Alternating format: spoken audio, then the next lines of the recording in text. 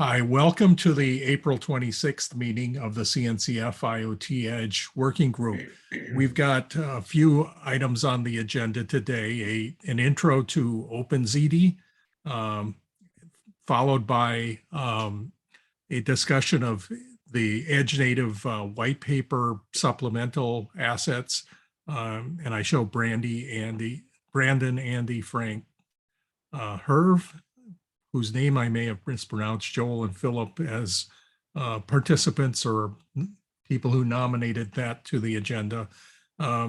Also, I'll just take a minute to recap some of the interesting things that I observed at KubeCon, since I don't think I've seen any of the people in this meeting there, but I saw some cool stuff. And first of all, the Kubernetes on the Edge Day was well attended and had some great talks. I think that you could go to the SCED site and download people's decks from that now. I know I can, but maybe it's just because I have an account, but a past operation of that SCED site left those things open to the public in my experience. I'm guessing the CNCF will publish recordings of those in a month or two based on how they've behaved in the past. What did I see there that's cool? Well, a couple things, and I've got pictures of these that I made notes in the agenda notes, but I'll have to scrape the pictures out of my camera. But the Harbor Image Registry added some new features for operating their image registry for Edge, even in an air-gapped mode or with very intermittent connectivity. That should be useful to many. That registry holds classic Docker containers, if you will, but it's actually OCI containers, so you can host WebAssemblies as well. And it also hosts Helm charts. Another thing that I thought was the coolest at the show, it's not released yet, but they had a booth and it was a pre-announcement. A division of Sony called Midakura announced an attempt to come up with an abstraction layer for ML/AI accelerators on edge devices. And they said that they intend to open source this work in a June timeframe, and had some demos going on in a booth. And I've got a picture of kind of their elevator pitch of what they're up to, but it's basically this concept that, you've got a variety of these edge accelerators out there, anything from the older Jetsons to, lower cost, lower resource devices. And if you're going to develop software, you don't really want to have to deal with every one of them out there. So they're attempting to come up with a abstraction layer on that. And interestingly enough, rather than it being an API, they're implementing this in the form of a piece of a WebAssembly adapter you'd use, so that somebody coming up with this could potentially have it consumed by people on any CPU, at least any that could run WebAssembly, but that I think is all of them. And it should be container technology operating system agnostic as well, or at least I would think that would be the potential by going with WebAssembly. So I'll shut up unless anybody else went to KubeCon and wants to throw any other things into that list. Steve, how do you spell Midakura? Midakura. Let me see. Let me read it off my note. Midokura. All right.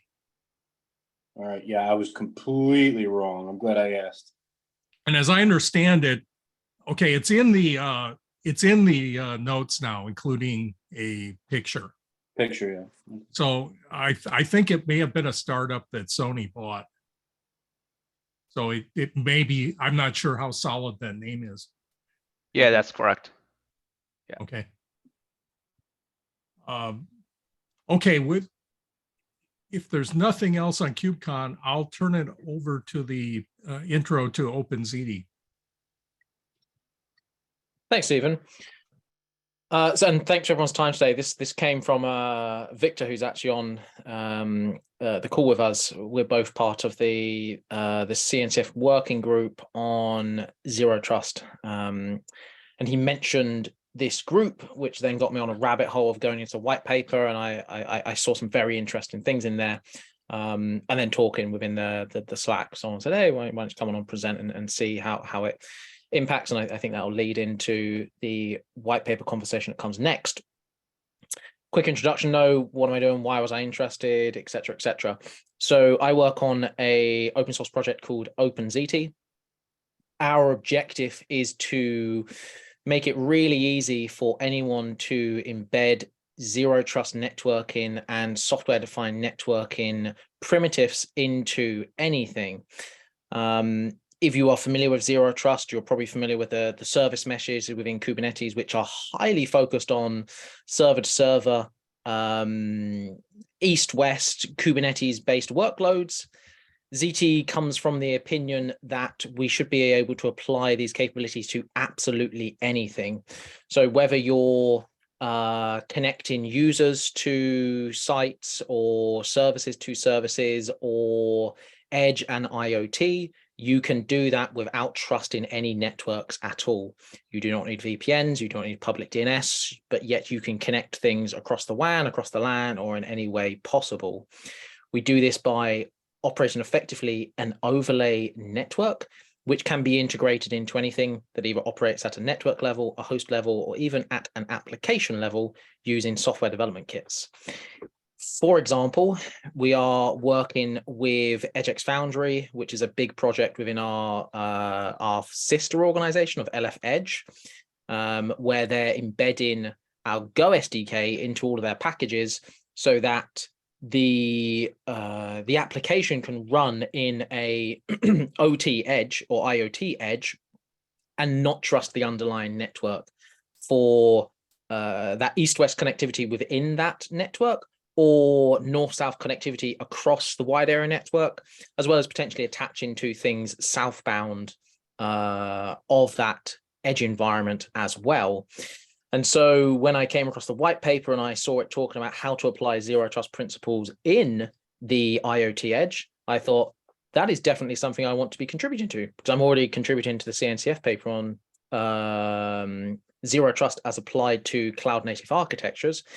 And I believe we have a interesting and unique perspective around how that can be applied to the edge and IoT and effectively anywhere. I could go many layers deeper, but that at least I think is a decent intro as to what we're doing. I've got a quick question of where this thing starts and ends with regard to writing on any network like a service mesh. I take it isn't a service mesh itself, that it presumes that you've got connectivity either in a mesh or point to point, or does it have features that would maybe Good even question. initiate connections? Best demonstrated with a slide, I think. So ZT can be broken down into two components, the edge and the fabric. And this can all be within a local network, or it can be distributed across the world. In fact, I'm working on a use case at the moment where we're looking to apply this to low Earth orbit satellites. And so effectively you have a component of the edge at source and a component of the edge at destination, either at the network level, the host level, or the application level. It consumes a strong identity, and it gets told by the control plane how it is going to reach from source or from source to destination or destination to source. Those edges don't need to have any concept of the network other than outbound connectivity, because all of that is just magically handled by the fabric. The fabric is what allows us to operate over any underlay, whether it is LAN or WAN, in order to be able to bridge those two environments. So you imagine, again, whether this is across the LAN or the WAN, effectively you can have two things in private network space, and yet you can magically, allow them to attach together. I see in that slide that it did talk about authentication. So would this establish some kind of a credential so that you know that an edge location is who you think it would be? Or is that question? So our default is you should not trust the underlying network. You should not trust underlying network identifiers such as IP and DNS. So we mandate starting with strong identity. Ziti has its own built-in certificate authority, though you can bring your own. If you want to exist on the overlay, you have to go through a process of bootstrapping trust. Obviously, if you're using harder roots of trust or something like that, you can use external roots of trust because you build a trust relationship between those CAs, and that enables you to effectively ensure things on the overlay can only be on the overlay because they have that strong identity. Because our mandated approach is you have to authenticate and authorize before connectivity, which is why we can do outbound only connectivity and stop all external network attacks. And then in doing that connectivity, you are getting mutual TLS between every single hop, and you're getting end-to-end encryption between the source and destination of the connectivity. As said, you could use our identity system, you could use Spiffy Spy, you could use Athens, you could use Keycloak, you could use anything PKS 11 compliant in order to provide that identity into the system. Does that fully answer your question, Stephen? Yeah, I think it does. One of the things that comes up persistently in this Edge group is even that bootstrapping trust with Edge, where you dispatch maybe hundreds of thousands of these out at remote locations with no trained staff, and often things that work in a traditional data center fall apart there. Yeah, 100%. So, once you bring up certificates as a mechanism, I think people historically sometimes find those sorts of things to be an issue out at Edge. So agreed. And our opinion here is so there's actually a few opinions. Part of the work that we're doing with EdgeX Foundry is how we work with Vault to take that identity system, but to ensure that Vault isn't exposed to the network and it's only talking to Ziti, and therefore able to bootstrap and bring on services. Simultaneously, we're doing some work with Open Horizon, which is a project sponsored by IBM, Intel, and a few other organizations. And one of the conversations we were having was, well, you could ship devices which have hardware root of trust, either in an additional component, a USB, or in your flash memory or something like that with Micron Authenta along those lines. And you could have it so that your connection to the certificate authority for the registration could be over the zero trust overlay, so that the certificate authority doesn't have to be exposed to the internet, and it doesn't have to know where all these addresses come, because it's only coming over the overlay with the identity in the first place. So okay, effectively, thanks. a registration identity and then an endpoint identity once you've been registered. Okay, I think you answered my questions. Anybody else? I'll get Just off a quick my... one. So the routers in the fabric, which protocol do they use to talk to each other? So the data plane is all TCP UDP. So these connections today are all being built on TCP, but you can obviously send other protocols on top of it. We do have an item somewhere in the future where we'll switch it to UDP but fallback to TCP. But that's so we could do point to point without having to go through one of the nodes. But right now, it's TCP basically. Thanks. A quick question: what are you, Stephen? Are you sharing slides? I think I'm sharing my screen, but yeah. Oh, you're sharing. Okay. I was wondering where I can find it. It's not public. I can No. post these in the Slack channel. Okay, that would be helpful. Thank you.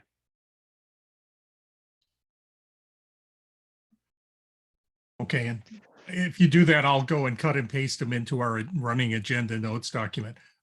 In the agenda notes document, while this was running, I took 3 screenshots. So those are sitting in there right now, but the whole deck would be useful. And I also post links to the project and the project docs. So I think there might be a lot more there. But Philip, this was great. This looks really interesting and useful. Thank you. I look forward to hopefully contributing to the white paper. Okay. And the way that works, well, stick around because I think there'll be a discussion on it, but it is democratized. So if you just join the group, go for it. I don't know if you're also listed at this group has a spreadsheet we're attempting to compile of Edge native open source projects. It now has north of 150 things on that list. You might already be there because people have been adding a lot. But if you're not, I'll add it myself. But that exists. You can find a link to the spreadsheet if you roll back in the agenda notes document, because we had a few sessions months ago where we opened that discussion up. It had a burst of activity and has been kind of quiet lately, but I'll roll back and try to find that. Okay, unless there's any last question on OpenZiti, I'll turn it over to Brandon. Okay. Thank you, Okay, go for Stephen. Wanted to introduce this next topic with a little bit of context and some background on how we got to where we are.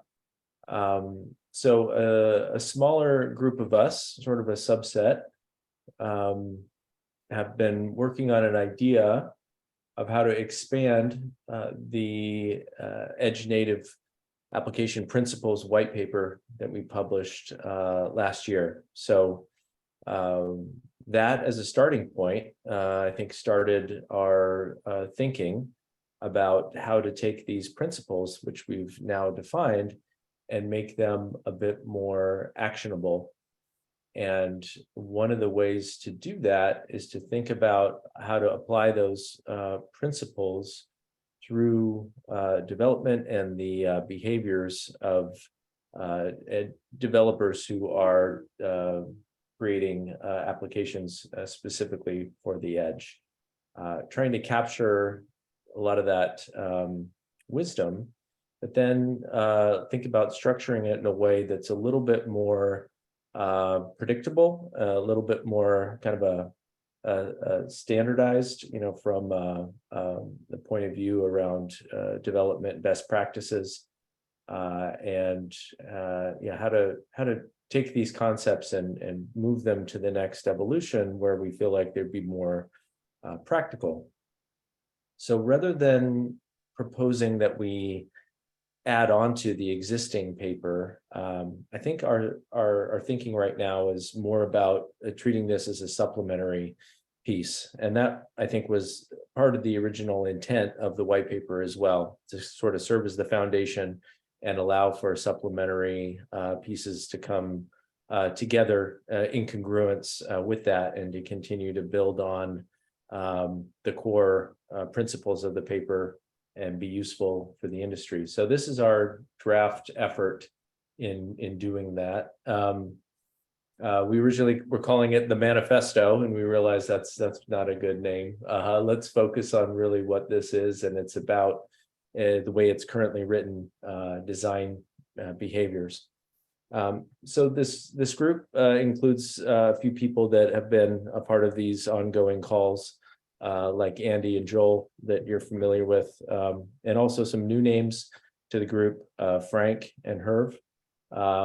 So maybe the best place to start is Frank and Herv just could briefly introduce yourselves and your interest in this topic, and then Frank has a draft version of this paper that we could go through with the group. So maybe also, Frank, you could share a link in the chat and then share your screen.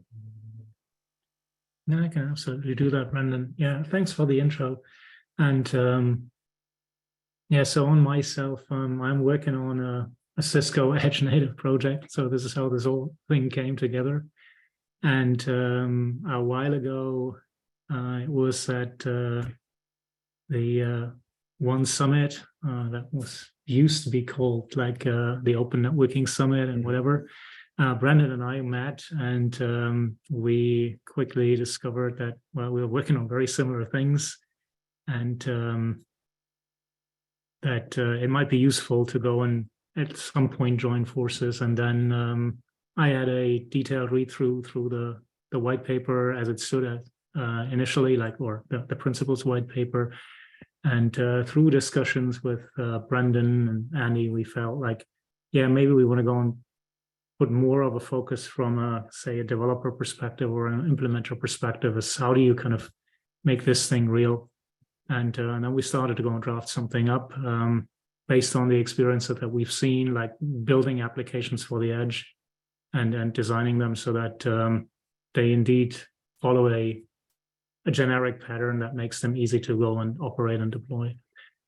So this is like how it came to place, like a probably really from a practical perspective, getting these things done, and also seeing that we interface quite a bit with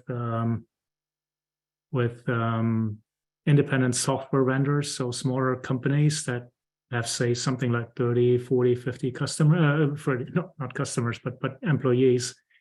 And most of the applications that they've done, they started in the cloud. They need to go and put something at the edge in order to deal with bandwidth constraints, with policy constraints, security constraints, and reliability constraints. And all of these guys are pretty much facing the same problem as they're re-architecting their application. So we felt like maybe it's useful to write these things down, and then start to go and publish them. And we found, like, when I talked to Brendan, that was the perfect place to go and maybe do an amendment or an extension or whatever you want to go and call it, a complementary document to the white paper, which I believe is a great anchor point. So this is how this overall thing came to place. And I'm going to go and I pass it on to Hervé in a minute. And I have a little bit of, and I mentioned a lot of things around networking. I have a little bit experience in the open source domain. Some people know my name. I've been active in Linux Foundation networking for quite a while, along with Brendan, on a lot of networking related projects. And well, apparently, I think Edge is also inherently dealing with a lot of networking topics, which is why I ended up in this particular corner of the universe. Yeah, well, that's pretty much it. And I work for Cisco, and I live in Germany and in Cologne. Whenever you want to go and swing by and have this beer in these really small and tall glasses, go and give me a shout. One time in Cologne, Frank happened to be away on a trip, but he guided me to some pretty cool beer halls. So I second that. Yeah, well, come and swing by next time that we actually meet. So we should go and synchronize a little better then. Thanks, Frank. So I'm Hervé.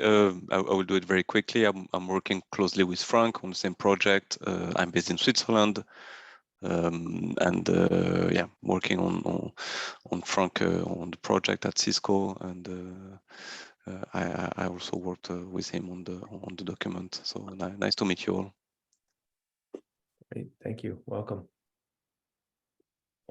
So while Frank pulls that up, I know with a topic this detailed, we sometimes have a tendency to zero in, and we can spend a lot of time around one particular detail and talk about it at length. But what might be best, Frank, is if you could maybe spend the first 10-15 minutes trying to go through the doc as a whole first, and then we can round back for questions. And that way, at least the group has an idea of what's all there before we dig into the questions. And if we have to continue this discussion into a future call, we can certainly do that. We can absolutely do that. What we can also go do is Andy created another framing slide. And Andy, I'm not sure whether you want to go and bring it up and add a little bit of color from your end. Sorry, like I just saw. You know what? Go. You're in the middle of Frank. your breakfast, right? But No, Frank, you go ahead, because I to be honest, at the moment, I've got to scramble to find it, and I would waste your time.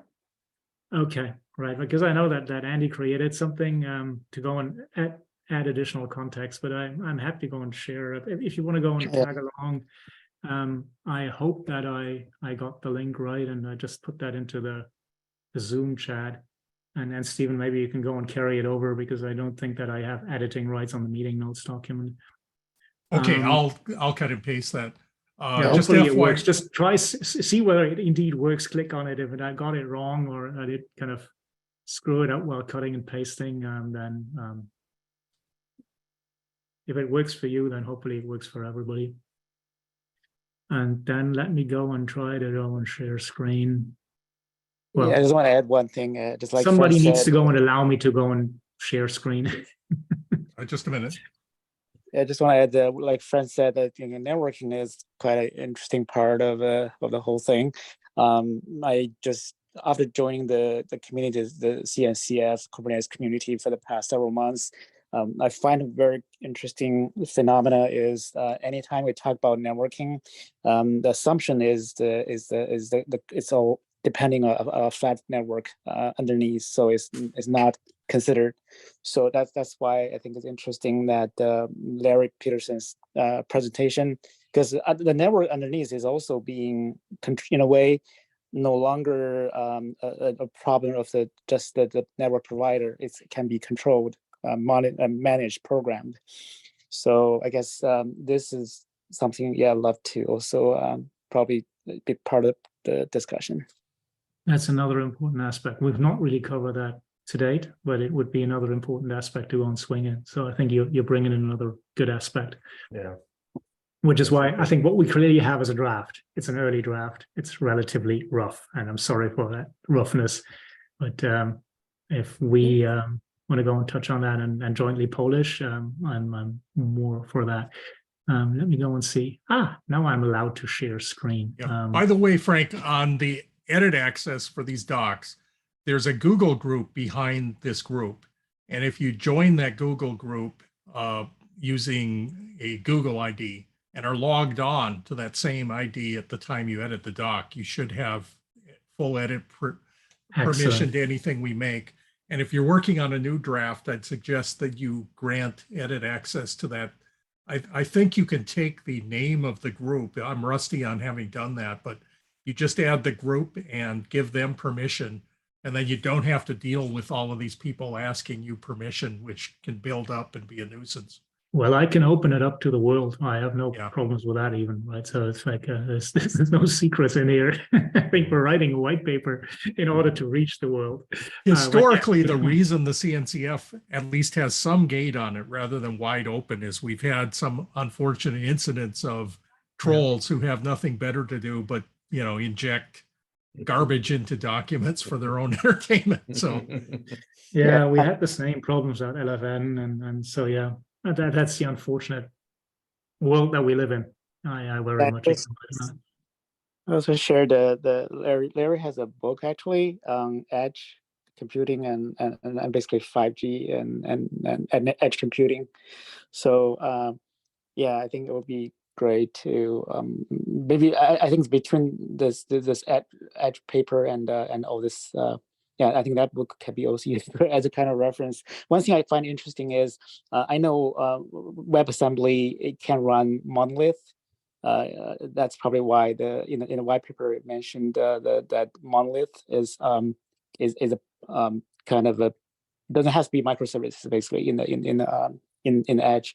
However, at least for Open Networking Foundation, the Larry's where's Larry's CTO, they actually are using Kubernetes on the edge for the underlay network. So just be interesting to see where's all this cross section are between all these different technologies. Yeah, that would be interesting for sure. And if you have additional pointers, I'd love to go and see those as well and follow up on those. So very briefly, what do we have in this sketch, I would almost say. So from a high level perspective, we're trying to go and describe what Brendan outlined. How do you go and basically double click on the application white paper or application principles white paper that this group produced, and translate them a little bit more into practical things that you want to go and consider as a developer when building that. As a kind of baseline and prerequisite, and that dovetails with what I said prior. Maybe I jump to the second diagram first. What we've seen really from a practical perspective is that we are helping a lot of the ISVs onboard their application, and they're all starting from something that is logically centralized. So they've built something in the cloud as an application, and they're facing constraints with that particular application that they've built in the cloud, and they need to go and pull a portion of that application to the edge. And they then do this and need to go and have something like for transient storage, caching data at the edge in order to go and deal with, well, air gap mode, failures in the WAN link or constraints in the WAN link, like not enough bandwidth all the time. They need to go and figure out how to configure the individual element at the edge in runtime. They need to also go and figure out that they are building something that indeed is cookie cutter across thousands of edges. They need to go and deal with data ingest. They need to go and also deal with the fact that they need to go and sometimes display the data. In many cases, you have these edge boxes obviously connected to something that not only ingests the data, but also displays the data on the screen. Yeah, some of the data will be redacted there, changed, transformed, and then uploaded. So you always have this duopoly of a deployment where certain functions will continue to reside on the cloud, and it could be a public, a private, a hybrid. So there is multiple options on how to go and build this out, the logically centralized entity. But there are certain functions that absolutely have to live at the edge, where that the principle of operating the edge like an extension of the cloud doesn't really work anymore. And that's, I think, what I see as the real domain of edge native, where the design principles really need to go and change, and where we have to go and adhere to these constraints that you otherwise not really see because you're in the cloud. And so I think that's the methodology underneath, so that there is a logically centralized entity that has multiple layers indeed, or potential tiers like private, public, hybrid, multi-cloud. And you have this entity that is living, or that is spread out across multiple locations or multiple edges, that needs to go and deal with a different design paradigm. So these edge native design paradigms would be then like autonomous entities, self-contained operation, they're heterogeneous, location aware, all the good stuff that we have in the white paper. And if we're designing these things then out, and there is more content here, and Andy authored this mostly around like how this logically centralized entity could go and indeed be tiered, or up to the level where things then trip over, and where well, different design principles would go and start to apply. And what we distilled as a group so far from a design behaviors, and there's very likely more. We already heard one, and Victor, I think that was you, right? That said, like, we might want to go and even take more control of the underlying networking infrastructure in certain cases, because, well, that's context and awareness of the environment. And to some extent, we have that covered, but I'm getting into that in a minute. But from a design behavior perspective, there is main classes, and one of the big classes that we have is how do we deal with concurrency and scale. If we go with the old 12-factor principles, then you scale by the process model. If we go into edge native, then we also not only scale by the process model, which is within an edge, but we also scale by the number of edges.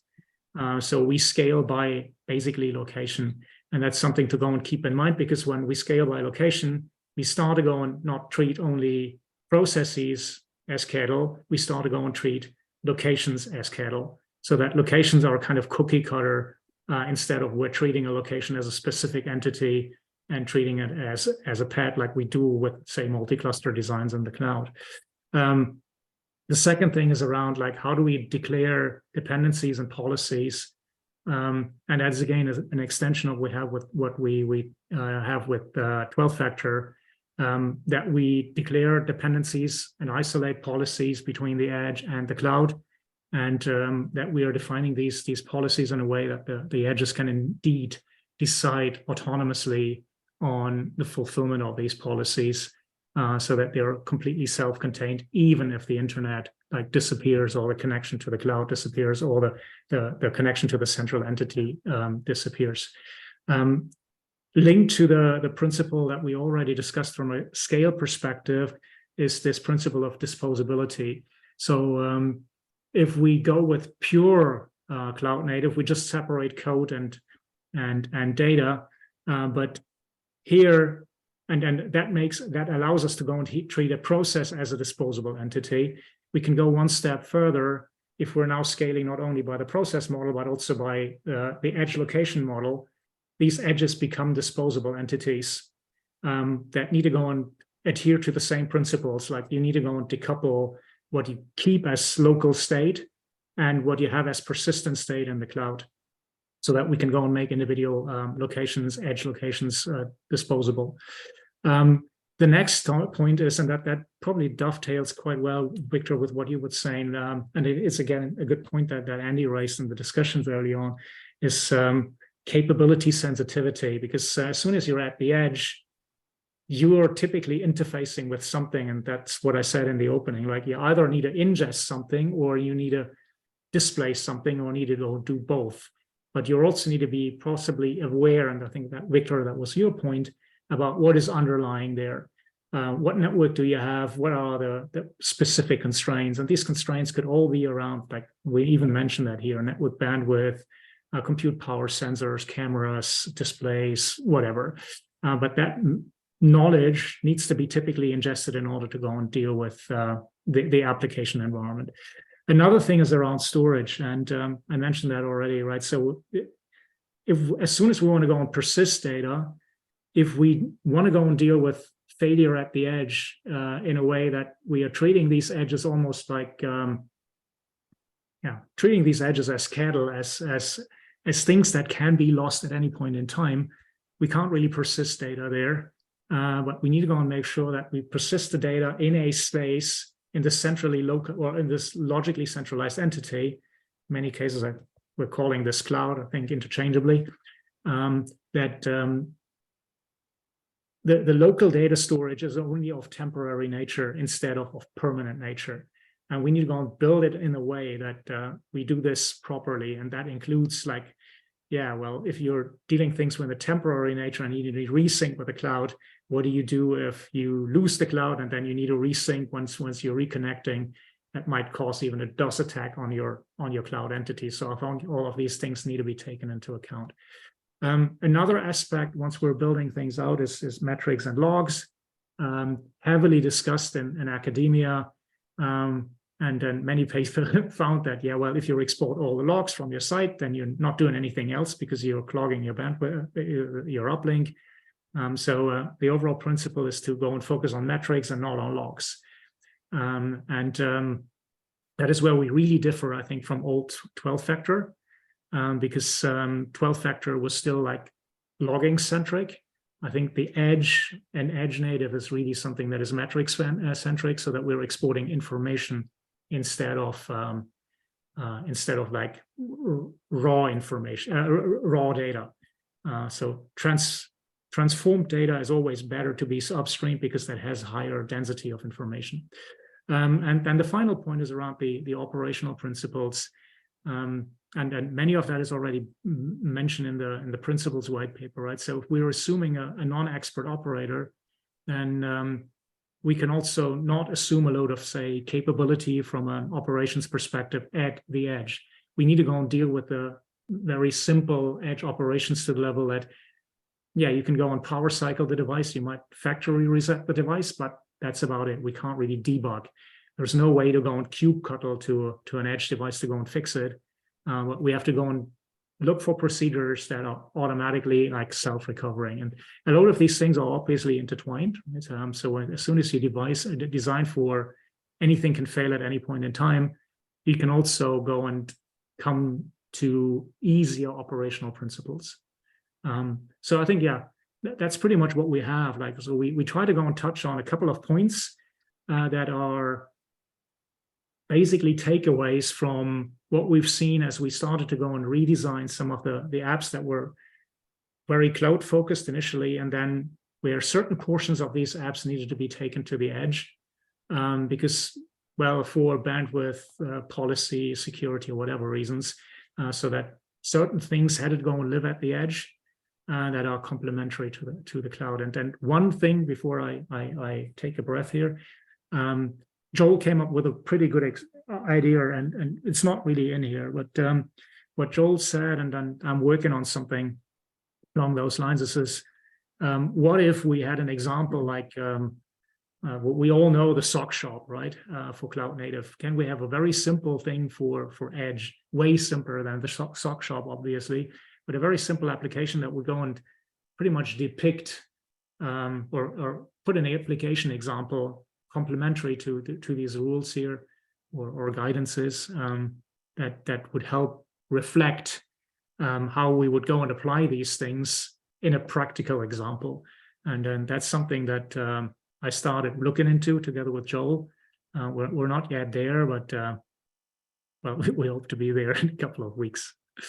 And yeah, well, that's what we have. And if you don't mind me jumping in shoot. on that example, I've got a thought that. Oh, if you have one, right? So the example that I have in mind, Stephen, is a relatively simple one, and we've seen that a couple of times already. And a lot of the applications that have to do with something video at the edge need a very simple, I would call that a bit of an edge video recorder, where you ingest video, you sample the video, you downsample, you compress, you change the frame rate, you change the resolution, and so that means you ingest an RTSP stream, you might write it to local disk for buffering reasons, and then you change it a little bit, and then you upload it to some cloud device. So it's maybe a tool, basically. I think what I have right now is a 2-container application that could go and serve as something like an example here. And so that's what I had as a simple example, because I've seen this as a pattern for many applications that do something video. They all need kind of reliable video ingest with like different frame rates and different resolution, and they don't want to go and do that in the cloud for bandwidth and reliability reasons. So that's I think the example that I have in mind that I want to go and pony up there. But maybe Stephen, you have a better one. Yeah, video is just an example of I/O, right? I mean, and maybe a high bandwidth one. You know, if you're talking like a 4K 60 frame a second camera, certainly it is. You don't want to push less, that to the but cloud, and you don't. There are things that just like soil moisture sensors, for example, that are just scalar numbers. There's so many different definitions of edge that maybe you'd go as far as 3 examples. I wouldn't go for more, but the simplest one that I've seen, and this is really simple, and I would start with the simple one and build up, you know, to show the available toolkit. But kind of one of the demos I saw of a far remote edge was an agriculture application of a fish farm, where this thing is in such a rural area that there is literally no internet ever. You know, there no Wi-Fi, no 5G, 4G, 3G of any kind. And the way it worked is they've got ponds out in a jungle that are a 50-mile motorcycle ride away. And there's a fish feeder that broadcasts feed onto this pond. And they take some measurements that are going to attempt to measure water quality and how big the fish are for harvesting. Somebody goes there once a week on a motorcycle through a dirt path. And when they get there, there is a permanent control system charged, operating on battery and solar, and it bonds to the motorcycle rider's cell phone, and they exchange updated configuration info and data collection as a kind of a once a week batch event. And then when the motorcycle rider rides within range of a cell tower, then it goes up to the cloud. But that was kind of it was a cool application. And within Edge, agriculture is actually one of the bigger use cases. And if you can get your toolkit low enough to support that thing, I think that the same techniques will work when you've got more resource. But that one was one that was pretty easy to understand what's going on, kind of the ultimate of unreliable communication, you know, like once a week, and it never actually has a direct connection to the internet. It goes from these devices to a phone, the phone gets moved, and then it gets the connection up. So it's a store and forward. Just throwing an idea out there, but I would say start with a super low example, as low as you can possibly imagine and still be useful, and then maybe go up to a mid-range one. And if your story can cover both, that's good, because I think it's sort of like they say disruptive technologies often start at the low end. And if it works there on minimal resource, it generally can still be useful when you've got more, but you go the opposite direction and it doesn't work out. Yeah, Steve, there is some influence in this paper actually from that area of ag. I spent time just prior to helping Frank and the team out with this paper with Cornell University on their software-defined farm. And they're using actually UHF channels that have been decommissioned to transmit low amounts of data back to hubs, right? So they're doing this for cattle, they're doing this wineries, apple orchards, et cetera. And it's part of a bigger grant given by actually NASA for the use of better, improving equity and distribution of water and water quality for the purposes of farming and agriculture around the world. So there is some slight influence, but you're right in saying that the store and forward is not as maybe as elaborated upon as it could be, because there are other instances not only of that, but think about the way that AirTags work with your iPhone, right? That's part of a sideband network that's existing on all these devices we carry, but it carries common information. So yeah, you're right. There could be more there. A lot of shipping use cases use that store and forward too. Anything from cruise ships to cargo ships that they only get connectivity when they come to a port. Right. Yeah, we can go and mention some of these things as kind of real world examples. What I also had in mind is just complementing something with like a reference to code. So how it's built, right? So that here's a Helm chart, here's a couple of easy containers, and this is how they deal with certain situations. But Tomoya, you had your hand up for a while, so I don't want to go speak more. Oh, yeah, thank you. So Brandon, Frank, thank you very much for the talk. I think this is really interesting. I definitely check this out. But if I got any questions or something, what should I do? Just leave the comments on this doc or something else you want me to do? I'm just wondering, how do you guys work, right? So, Stephen, how did you do that in the last white paper? We can go leave comments here. We can use the Slack channel. It's like whatever you want. I think the last time we started out with a Google Doc with both comments or direct add edits. If you don't necessarily have to.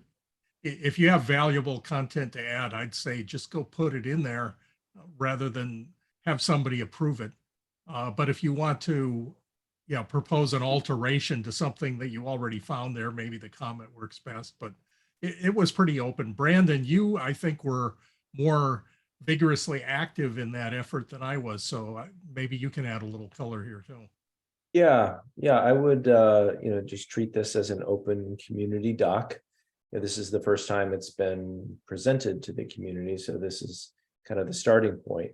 But following up to this call, we will put a link to it in the meeting notes, the running notes doc.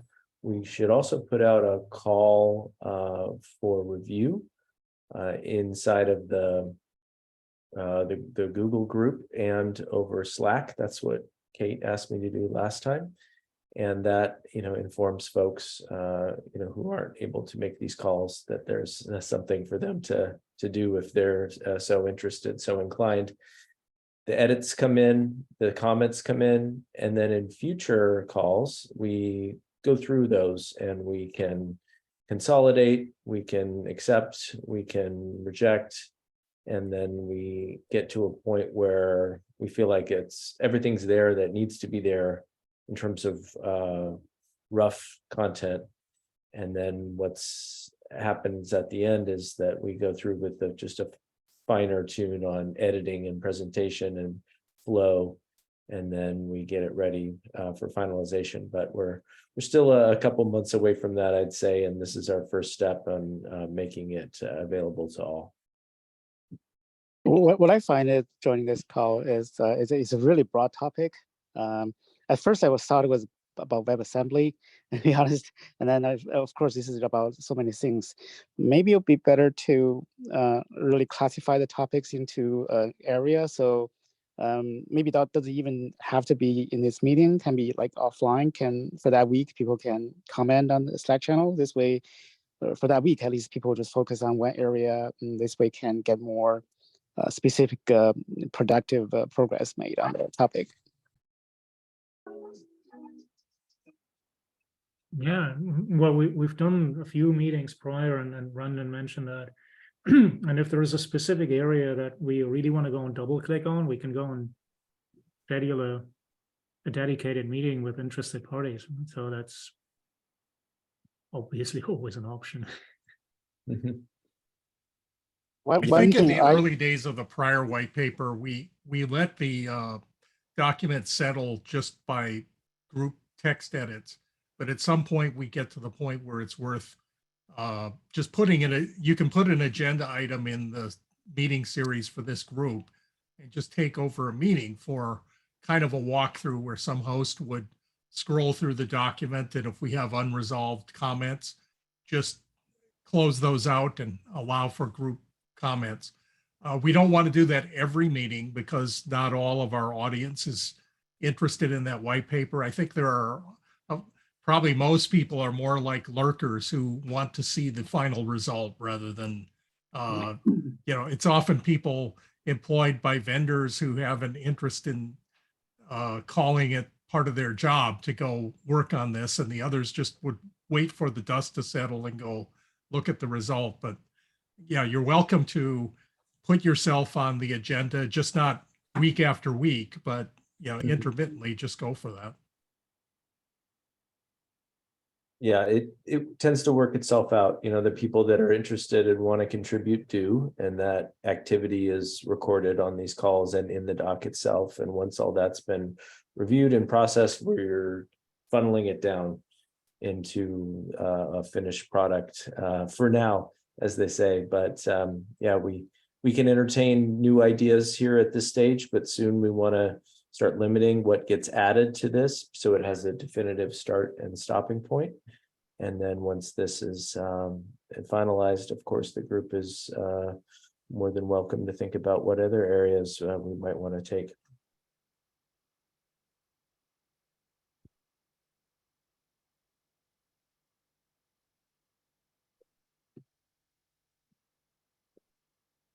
I don't know if this agenda item is over. We've got 5 minutes left. We can keep going on this if people have more, or usually when we run out of material or even start with no material, this group operates just total free form, birds of a feather. People can throw out anything interesting they've come across and we'll discuss, share ideas and thoughts. I'll just start by saying, Frank, I'd be willing to share this doc on the other channels as well and solicit further input. We can go from there. Yeah, that'll be helpful. Thanks for that. And then, yeah, we can go and then go exactly like what you were proposing. If we can have a short slot at one of the following meetings, and we can go and at least say, well, this is what came in. This is the feedback that we received, and how we want to go and take that forward. Okay. Yeah, and for oh, go ahead, Joel. Yeah, Frank, as you mentioned, but for the group, I have building on what Frank had mentioned with the sample app. I have some content that I haven't had time to add to the document, but I'll be doing that, in the coming days to continue to move that forward. I just wanted to state that for the group here.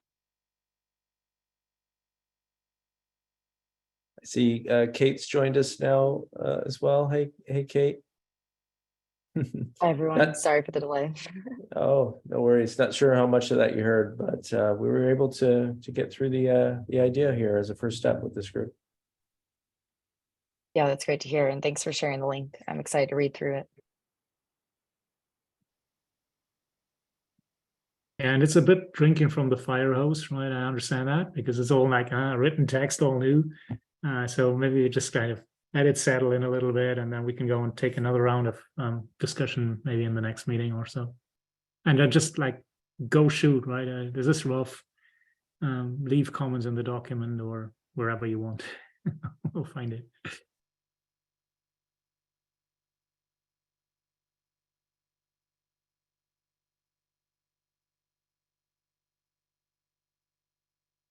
So Stephen, we're busy consuming your last 5 minutes. No, we're down to 3. Okay, I just put an item in the chat. The Eclipse Foundation conducts what I found to be a very useful survey of edge computing. You know, they host a number of edge native open source projects, and they have typically gotten hundreds, well into the hundreds of participants on this, and often have interesting results on technology trends and what users are actually interested in. So they're doing it again.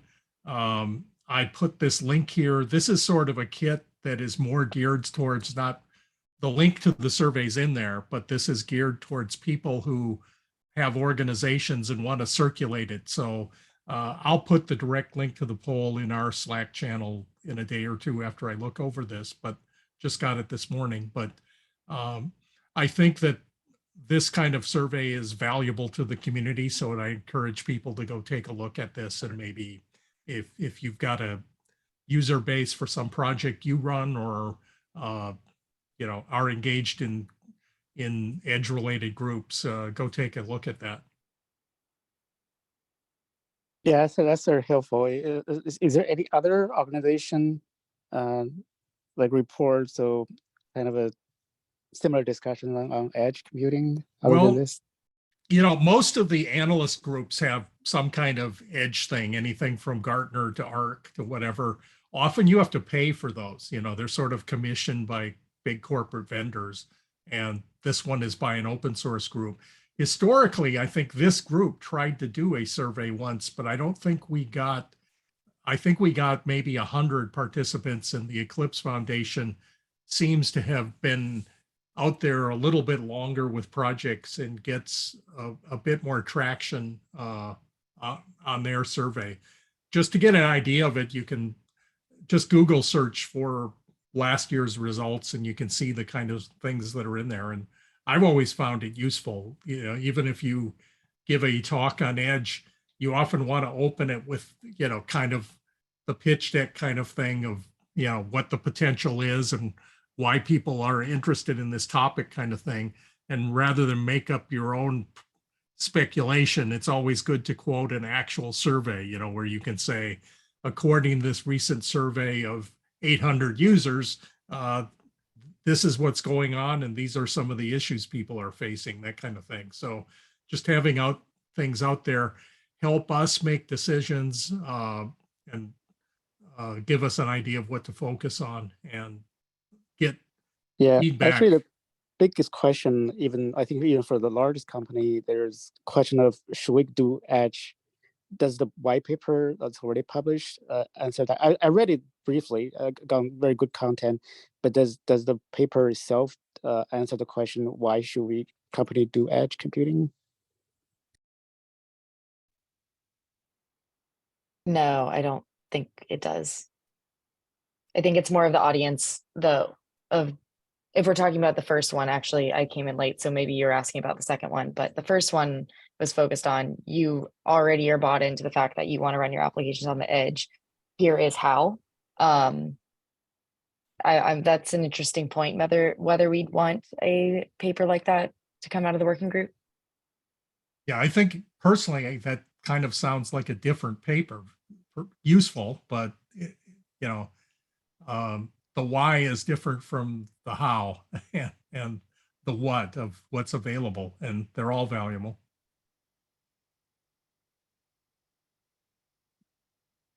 Okay, it's 1 minute after the hour, so if anybody's got any last remark, go for it right now. Otherwise, I'll call this to a close.